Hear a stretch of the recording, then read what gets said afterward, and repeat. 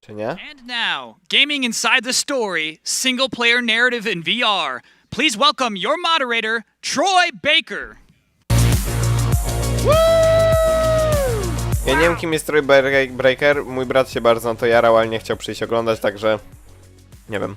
Prepared lovely chairs for nice. you. This looks cool. I've always seen this on social, and it always looks smaller than you get out here, and you're like, this is a. You all look beautiful. Big audience. We got all of your comments as far as, hey, it's too effing hot. Can you please make it cooler? And we got you sorted. My name is Troy Baker. I am joined here by two friends and colleagues. It feels cool to say on both angles. You guys may know this is Ruvir Saru from Ready at Dawn. Hey everybody. Yes. Jason Rubin, who's the content creator of, or you kind of own everything. Content, yeah. VP of content for Oculus.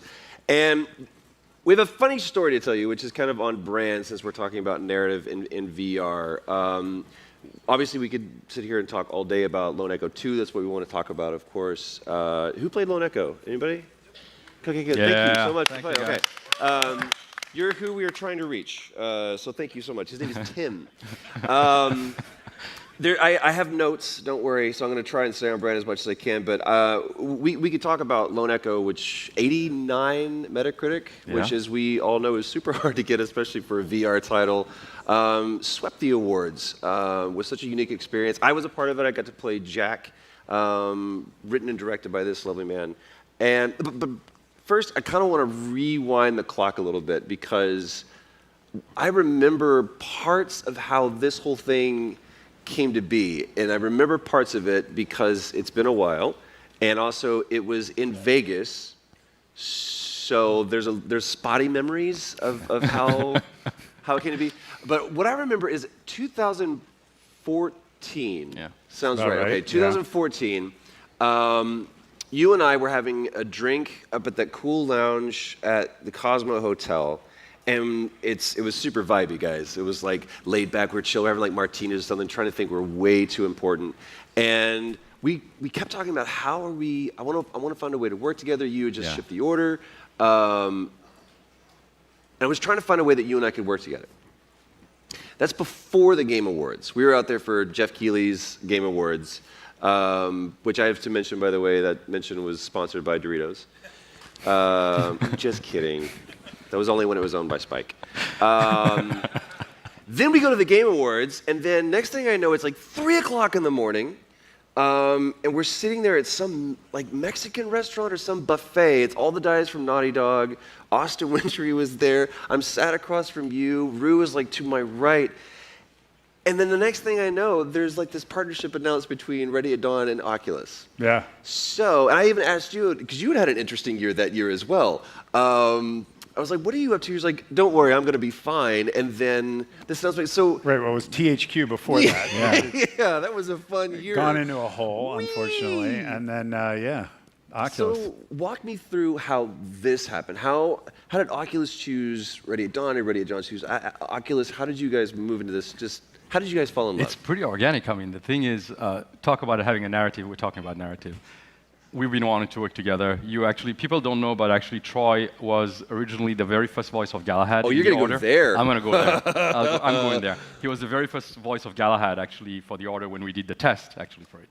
And then, then he got busy. So you're going to bring it up. Sony literally said, and you'll laugh at this, you better laugh at this, because I had to, he's in too many games.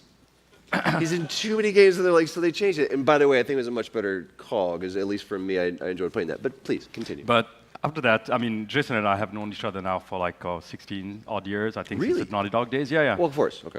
Your first game, Ready at Dawn's first game, was a Naughty Dog, a derivative of Jack and Daxter, which one of the founders had come from. Czyli ludzie, co oni z Naughty Doga, czyli firmy, której nie ma na P3 i tego tak bardzo brakuje. At the time. Daxter, Exactly. So I think all this connection actually come to where Lone Echo comes into play. Actually, was Jason had just started Oculus. I happened to have looked at VR during the first years of like Morpheus and what PSVR came. We knew what Oculus was doing, and when he came to the head of content actually at Oculus, it was kind of almost automatic. Like, I know how he thinks. I respect what he's done over the years, actually, and the career he's had. So for me, it was almost like if you have the room, we'd love to do something. We didn't know what it was. Right. And then the narrative of Lone Echo was, born, I think. Exactly. We didn't know what kind of games we should make at the time because VR was so new that nobody had done anything. Usually you say, what has worked? Can we mash up 2 games, make a new game? Nobody had any idea what would work in VR at the time. Most people come to it as, here's the idea of the experience, more of like the systems that I have in place, the mechanics I have in place. You didn't even have that. You just had like a hope, and no plan, just a hope and an idea of what it could be. Well, you started with the mechanic, the zero gravity, moving yourself around in zero gravity mechanic, which nobody had done before in any medium because there had never been anything like VR before. And we didn't think would work because we thought there was too much motion, and at the time we were new to VR, we thought this is going to make people uncomfortable. And Ready at Dawn basically created this locomotion that gets around some of the challenges of VR. You should tell the story how you came up with it. But the thing was, for us, getting into VR was not just about making another game. I think even when I talked to you about narrative in VR, it wasn't just about like, all right, cool, VR is now here, let's make a game, we'll figure it out, and we'll just make a traditional game. It was with the intent of solving something that we felt needed to be solved. So I think the very first thing, as you said, was building that movement model. A few of the guys at work actually were looking at what exactly that would mean, and we looked at astronauts in space on the ISS and the way they moved, and we realized that, with the motion that they had, pushing and pulling basically around the world, it gave kind of like that sensation of presence, but also the fact that you didn't feel uncomfortable in VR when you knew that your hand and your eye distance was, kind of exact. Every time you pulled, the velocity actually matched. So suddenly that sometimes uncomfortable part of VR. No to jest w ogóle najlepsze w tej grze, bo to jakby to się wydaje być, że to jest najlepszy sposób 0G, to jest najlepszy sposób poruszania się w VR-ze, bo to jest tak naprawdę to, na czym VR najbardziej boli, że wiecie, generalnie poruszanie się w VR-ze jest trochę nie do rozwiązania, tak żeby było jakieś super ekstra. And by coincidence, you stumbled on the fact that if your eye and your hand get that connection, when your inner ear says, I'm not actually moving, your eye and hand connection, your brain's kind of like, go with the 2 on 1 thing. 2 are saying you're moving, I'll go with the 2 on, and it just is comfortable. Yeah. And it was, when I first played, it was like miraculous. You're like, this works. I remember the first time that I sat down, I came to the studio, drove down to Irvine, and I walked into the studio, and this is before the actual hand controls had come out. They were just prototypes at that point. So you put a controller in my hand, and I sat down on the chair and played through, and I kind of fumbled through it a little bit. I was doing okay. I'm a decent gamer, but the experience felt intuitive, but the controls didn't. And I came out, I was like 7 minutes. They're like, no, you've been there for like 15 or 20 minutes. I'm like, that's impossible. No one's in VR for that long. You're like, I want to show you something we haven't shown. And he put the controls in my hands. And instantly, first of all, I stood up. I was like, this is what I want. Like you said, once my mind made the connection of this and this, and I had done VR before, but the thing that always held me up was like, how do you get over traversal? Because if I'm not walking my character, this is how it ties into narrative too. Ludonarrative dissonance is what we're always, and you and I had this huge conversation about this. How do I, as a player, not instantly become in contrast with the player that I'm trying to play as? And if I do that, any narrative that's trying to be imposed upon me, I'm automatically at odds with because I'm not doing that. I don't feel that. And I know that you're a man that likes to make statements. Clearly you are too. What statement are you wanting to make with, it's not just about, hey, we fixed traversal, or we figured out how mechanics how to do this, because at the forefront of this game is the relationship between Jack and Liv. Yeah. Well, it could have been a shooter, right? You could have taken it and said, oh, put guns in your hand, great, it's a space shooter. Yeah. That's not what you did. Yeah, it was actually trying to figure out what our DNA as a studio was, and we knew that we told games, made games with character, made games that were narrative, about stories, about people, about relationships, and even in our early years, actually working on games on other IPs, that's kind of always what we wanted to find is connection between characters, player, and NPCs, and that's how Jack was born. I mean, the movement was at the genesis of building Lone Echo. The funny thing about it is that the IP came after. So the IP was built around this idea that like, all right, we're going to be in 0G, we're going to make this game in the future of humanity, and that decision also drove, being in VR also drove the fact that you were not human. And that's what everybody expected. I think I remember the first time we basically pitched the idea even to the team of the main character not being human. You would want to play human, right? You're in VR, you are the character. You're no longer playing the character. You're actually the character, and you are embodying this character that's going through a journey and a relationship with another NPC character in the game. And we decided the best way to do that is for you not to be human. And that was very, very kind of like something that I wanted to do. No tak, bo w Lonico gramy jako robot. To też jest trochę dobre mechanicznie, bo można się tam gdzieś chyba przyczepiać do czegoś, wiecie, magnesy i tak dalej.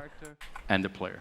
And it's important, those of you who haven't played in VR before, when you say, well, you're not playing a human, you're like, I don't play humans in games all the time. What's the difference? The difference is that when you hold your arm out in front of you, it's a robot arm. And you turn it over, and it's a robot arm. And you point your finger, and everything you're doing is happening, but you're seeing the robot arm with all of the mechanics move. And you grab things, and you pull yourself, and you move. And you are the robot in a way that you're never going to be in anything seen through a window. You are the robot in VR, and that's a weird experience for people. They, you know, this is not my arm, right? And it's jarring, but it totally works, and you become the robot. Exactly, and that brings also the way we kind of started partnering on it. I knew what we were trying to do. I just didn't know how the character was going to really work out, right?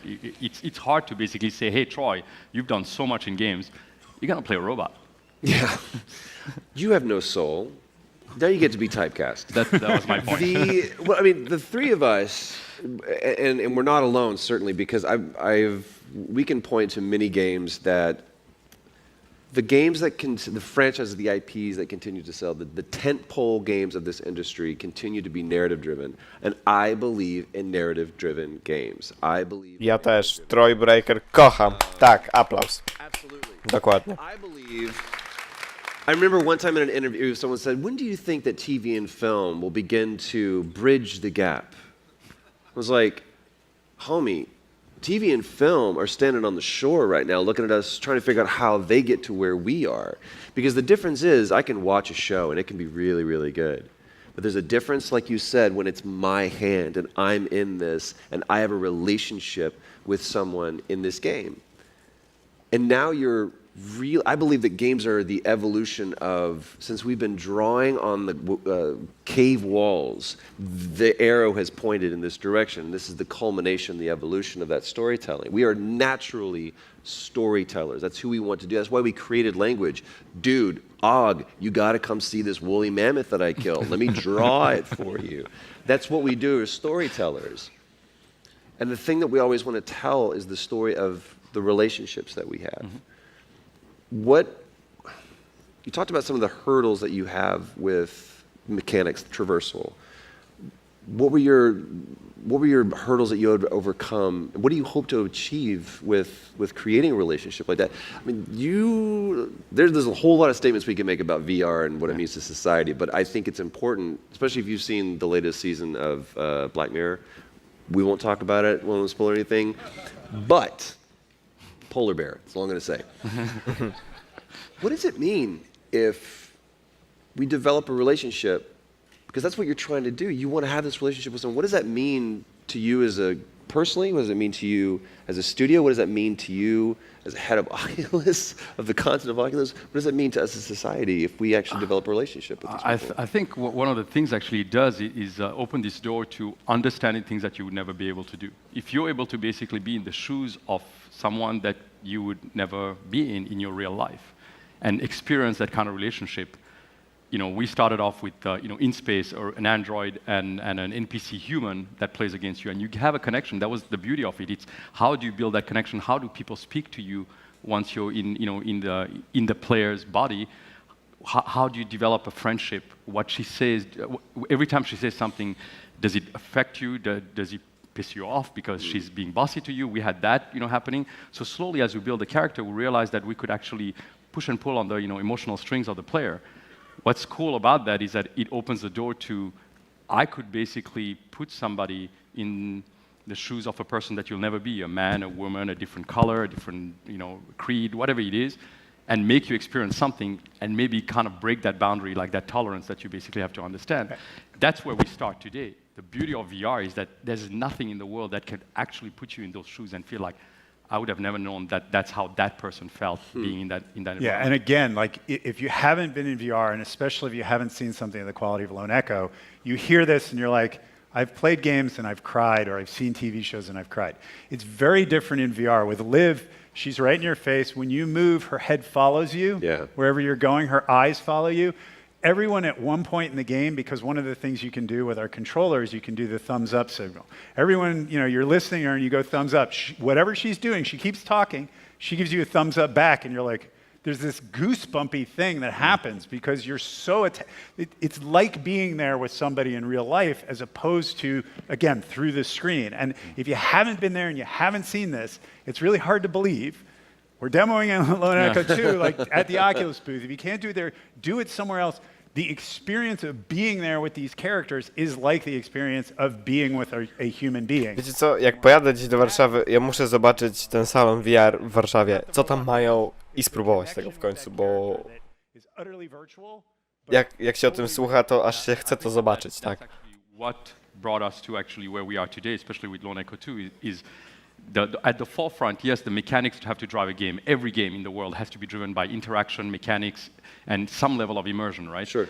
VR allows us to have tactile immersion like never before. You feel like you're part of the world. I mean, one of the best things we ever heard actually out of the game was when it released, there's a reviewer who said that the day after finishing the game, he had memories of the game that felt as real as his real life.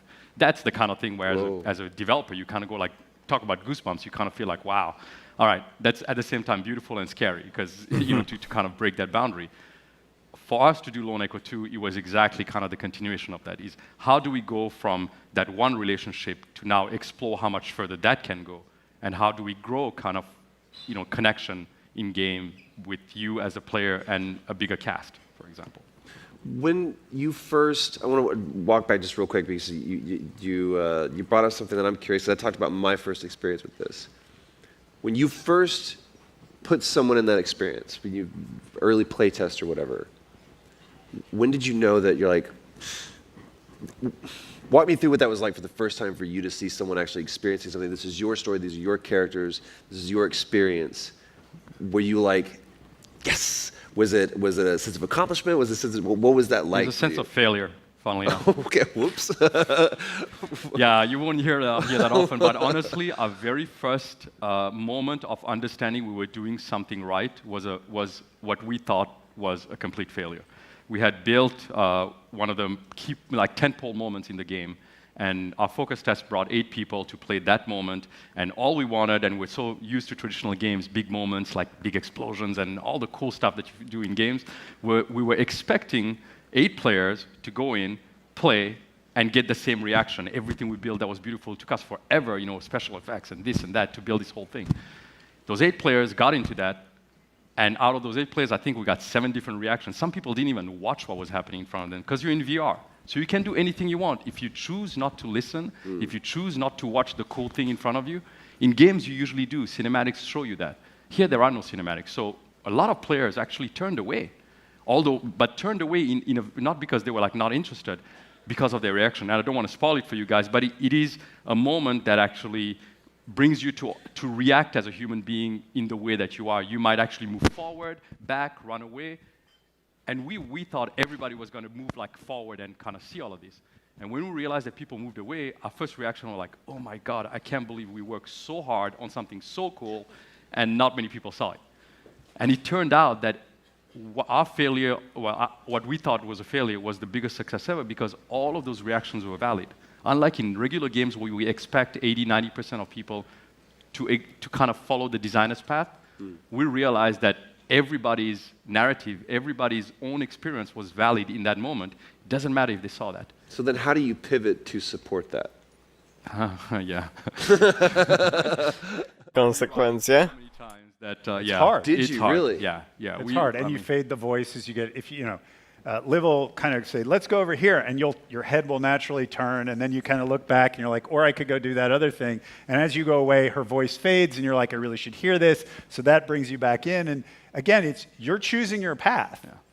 But it all just works as if you're in a real room making real decisions, which feels very different than, kind of you're in a cutscene, you're not in a cutscene, or you're asked to look at something, you're not.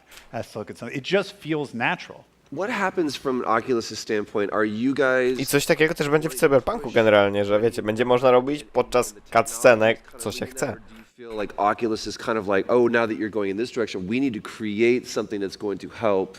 Which came first, the chicken or the egg? You know what I mean? Yeah, it's an iterative process. VR has so far to go. We think we're in a great position now with the 2 pieces of hardware we just released. Quest, for example, $399 standalone, pick it up and do whatever you do. But we know that's not the final state of VR. Like, you can look at a PlayStation and an Xbox controller and you could go, pretty much this is what I'm going to be playing on for the next decade or 2 decades. That's not the case with VR. Things are going to change radically. We're going to start doing things that are very different. And we will adapt to what the software creators want to do with the hardware. You said you're a fan of narrative. Huge fan of narrative. But as a producer, I'm a fan of narrative, single player, multiplayer, RPGs, first-person shooters, non-games, like everything. If VR is going to be what we think it's going to be, it needs to be able to handle anything. And what's the controller for everything? Right? It's extremely difficult for us to make those choices. Ultimately, we think everybody in this room is going to be in VR. And I have a 6.5-year-old. She's going to live a good deal of her life in these AR and VR spaces, and probably lots of controllers, probably lots of different things going on. So we're watching the creatives and watching the people that have the talent to make these kind of magical moments happening, and then say, what is it that we do to push that forward? In the case of the thumbs up, the hardware led the reaction from Live. But watching people do that makes us realize other things about our input and other things about the importance of understanding what a player is doing for the game that lead us to do things differently. It's an incredibly interesting space, which is what gets me up every morning. Easy, right? That's always a reality we talked about, and I remember I remember Virtual Boy. And I was like, VR is here. I remember going in and playing Mech Warrior, and I was like, VR is here. This is the first time in my life that I really kind of feel like we may actually have flying cars. Like, we may actually get here. With LE2, I have to be very careful when I say the word LE and 2 together, because every journalist leans forward and goes, he's going to leak! Lone Echo 2, relax.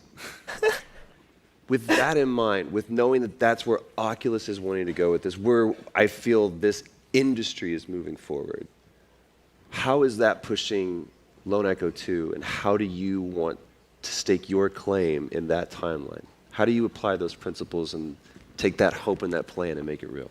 Oh my God, it's not so much about staking a claim to anything, but moving the medium forward. I think, like Jason said, it's this constant iteration of the content, the hardware, the experience, the things that you haven't done right the first time. Like I said, like for example with LE2, we knew that bond, that relationship, that exploration of like who you become and how you can have those connections in the world drove us to add more characters in the game. To kind of experience different emotions. We've already kind of gone from moments of fear, moments of suspense. We want to know how we can basically tap into that human kind of emotion more in Lone Echo 2. As we move forward, I mean, especially with Quest coming out, I mean, we just announced that Echo Arena was coming to Quest as well. Yeah, that's going to be fun actually, and it's going to be fun to see actually Rift players play with the Quest players. We are actually looking at that as the adapting now to what's next in that environment. We worked in Rift where we were kind of like containing a space where to play. With Quest, you can literally do anything you want to in as big a space we want. We already have ideas, not necessarily for Lone Echo 2, but what's going to follow. Of how does the hardware now open up the gameplay things that we couldn't do? What are those moments that actually in narrative, for example, for us, or even in multiplayer, are going to be driven by that hardware liberty we're getting with Quest? So. Right now, honestly, it's more about exploration. I think with a great partner. I have to say, I mean, not just to say that just because that's you're here, but on stage, yeah, that's because if Jason wasn't there, I wouldn't say this. But it's been amazing because of the fact that there's a healthy fear of the things that we don't know about how to make games in VR, how to create content, what content's going to work, how the hardware is going to hit. But that healthy fear is actually driving, a great collaboration because they have that fear with us. Right. So that means that they are letting us actually make stupid mistakes sometimes that sometimes pay off. And talk about not knowing where things are going. You stumbled upon, from my perspective, I'm sure you guys did a lot of work, the locomotion, which led to Live, which led to the story. But then you have this locomotion, and you're like, hey, check it out. Here's a bunch of people in the room together, and there were objects, and we started throwing the objects around, and you're like, this should be a sport. So you made Echo Arena, which is kind of a companion, which is, I don't know how you describe it. It's like a Frisbee game in space. Yeah, in the zero best version of G, esports ever, which is basically. awesome, and it became an esport. And then we had the national championships. And the thing about it is, watching people play VR sports is halfway between sport and esport, because esport, no one's moving, they're doing these little twitch movements. And this you and actually sports is physical, and this is physical, but there's people jumping with controllers, and like the higher you can go, the better you're going to be at the sport. I was sweating when I it's played it, so physicality. absolutely. Yeah, but at the same time, they're standing on a stage and there's nothing around them, and then you look up and they're throwing discs and blocking and doing all the other things you can do in this sport, and that all just organically came out of exploration. There was no plan. It's those kind of happy accidents that really, throughout history, have kind of been, I'm not trying to be too big, too grandiose, but it's those kind of happy accidents that have led to giant quantum leaps ahead in technology and storytelling. You're showing this on the show floor, correct? Yes, we are. You can actually see this on the show floor. Right now, yes, yeah. Lone Echo 2, yeah. Lone Echo 2, it's in two places, the Oculus booth and the Facebook One thing booth, that I wanted to say, actually, even exploring that narrative, talk about happy accidents, right? Wanting to work together has also brought us to, for example, you guys don't know, but I can say it now, although the game's not out yet. Troy actually is working beyond actually being the voice of and being Jack in our game. Troy is also now working with our story team on a regular basis, actually on the story itself. And that is not something that happens often. Finding talent like him. No proszę, czyli aktor również ma wpływ na historię. Ciekawe. Is in his career and what he's doing, and understanding how he is as far as not only as an actor. Sometimes you've basically ad-lib stuff for us when we were in the booth, just because Jack was saying something, but Troy would say like, hey, I can say it way better. Or it's almost like, can I try it this way? That led to us basically, and me asking Troy to come on board actually pretty much full-time, full-time I would say, at least once a week now, but like coming in to work with our story team. So right now, the greatest part about this is finding out, talking about breaking boundaries in narrative, how now an actor directly contributes not only in the acting part, but actually in the creation of who Jack is going to be, because he's you. Yeah. Ultimately now, he's you, as much as every player. And it all started with drinks in Vegas. Yeah. Who'd have thought? That's all the time that we have for today, guys. Thank you so much for being with us. Thank you to Jason. Thank you to Rue. Świetny panel. Bardzo, bardzo ciekawe było posłuchać. I mówię, po prostu muszę pojechać do jakiegoś salonu VR w tej Warszawie, jak gdzieś będę.